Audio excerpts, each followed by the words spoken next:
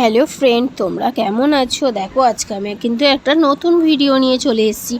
দেখো আজকে তো রাখি পূর্ণিমা, আমি আর মেজদি কিন্তু পূর্ণিমার উপোস করি, তার জন্য কিন্তু ডালিয়া করব বলে ওদের সমস্ত রান্না বান্না করে নেওয়ার পর কিন্তু আমি ডালিয়ার সরঞ্জাম করে নিয়েছি। দেখো ডালিয়ার জন্য ফুলকপি, আলু, গাজর, পটল সমস্ত কিছু কেটে নিয়ে আর ডালিয়া ধুয়ে রেখে দিয়েছি। ডালটা কিন্তু আগে সিদ্ধ করাই ছিল, করে নিয়েছি। দেখো মশলা কষাচ্ছি, মশলাটা কষানো হচ্ছে, কষিয়ে কিন্তু আমি সব সবজিগুলো ওর মধ্যে কিন্তু আদা জিরে বাটা দিয়ে সমস্ত সব সবজি দিয়ে দিয়েছিলাম।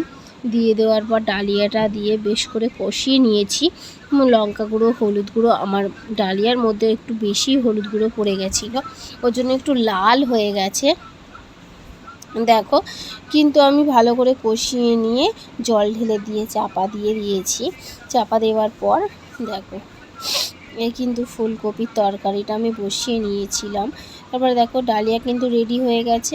আমরা কিন্তু সকালে খেতে বসে গেছিলাম, নামানোর আগে একটু ঘি গরম মশলা দিয়েছিলাম, ভালোই টেস্ট হয়েছিল। দেখো খাওয়া দাওয়ার পর আমি সকালে দেখো জামা কাপড়গুলো গোছানোর জন্য, কত জামা কাপড় আমার ছেলে অগোছলো করে রেখে দিয়েছে। দেখো রোজ একটা করে নেয় আর আমি পা ছড়িয়ে বসে পড়েছি গোছাতে। বলো কারোর ভালো লাগে এত কাজ করার পর? দেখো দুপুরে খাওয়া দাওয়ার পর কিন্তু দেখছি এরা পাউডার মেখে একদম ভূত হয়ে বসে আছে। দেখো ক্যারাম খেলছে, ক্যারামে পাউডার না দিয়ে নিজেরা এই পাউডার মেখে বসে আছে।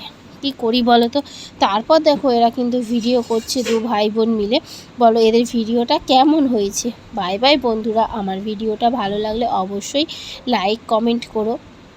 দেখো আমার কিন্তু এদের ভিডিও বেশ ভালো লাগে, তোমাদের কেমন লাগলো আমাকে কমেন্ট করো, লাইক কমেন্ট করো। বাই বাই বন্ধুরা।